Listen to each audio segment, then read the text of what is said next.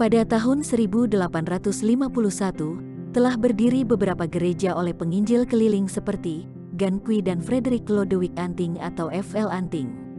Salah satunya adalah Gereja Rehoboth di Jatinegara, yang sekarang dikenal dengan Gereja Kristen Pasundan. Gereja ini kemudian diserahkan kepada Nederlandse Zendingsvereniging, NZV, yaitu organisasi pekabaran Injil dari Belanda. Peralihan ini membuat masyarakat pribumi tidak dilayani, karena Nederlandse Zendingsvereniging, NZV, hanya melayani orang-orang Belanda dan Tionghoa.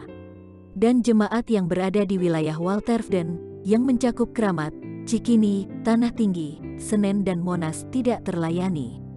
Karena itu pada tahun 1927, Kenan Leonard, murid dari Frederick Lodewijk Anting atau F.L. Anting bersama dengan orang-orang pribumi yang ada di wilayah Walterveen, memisahkan diri dan membentuk persekutuan yang resmi pada tanggal 19 April tahun 1931 dengan nama Jemaat Karunia, di bawah naungan Indische Kerk atau Gereja Protestan di Indonesia, yang bertempat di Gang Sekolah Kramat. Pada tahun 1934, terjadi kesepakatan di kalangan jemaat untuk mengubah nama persekutuan mereka yang semula Jemaat Karunia menjadi Jemaat Pommadi, yaitu Persekutuan Orang-orang Masehi buat meluaskan agama Masehi Injili di Hindia Belanda.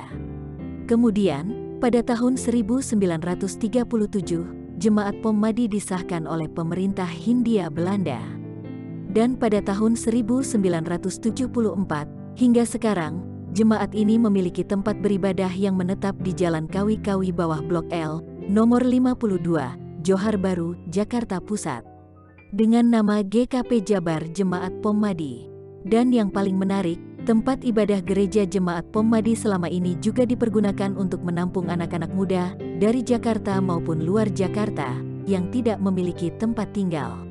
Berawal dari tahun 1927 sejak memutuskan menjadi gereja asli Indonesia, sampai saat ini, GKP Jabar Jemaat Pommadi tetap konsisten, menjadi gereja bagi sesama, bagi siapa saja.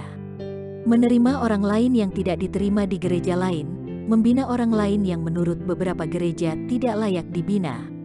Saat ini, total jemaat yang menjadi anggota tetap di Jemaat Pommadi berjumlah 74 jiwa. Tapi saat ini sungguh memprihatinkan, sebuah jemaat yang berjuang untuk masyarakat pribumi dari masa pemerintahan kolonial Belanda, justru mengalami ketertinggalan yang begitu jauh dibandingkan gereja lain. Penyebabnya, karena Jemaat Pommadi adalah gereja yang mandiri, tanpa bantuan warisan dari Zending, tanpa donatur, tanpa hibah tanah. Berbeda dari gereja-gereja sejamannya. Di kondisi biasa, jemaat tidak lagi nyaman untuk duduk di dalam gereja, oleh karena bangunan yang sudah menua. Sejauh ini bangunan gereja Jemaat Pommadi baru mengalami satu kali renovasi kecil pada tahun 2007 silam.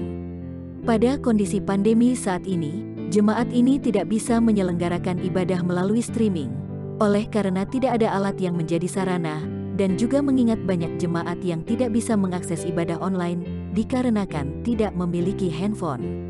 Semoga hati kita digerakkan untuk menjaga salah satu gereja yang tertua, aset sejarah yang telah turut berperan membentuk spiritualitas anak bangsa dari masa kolonial hingga saat ini.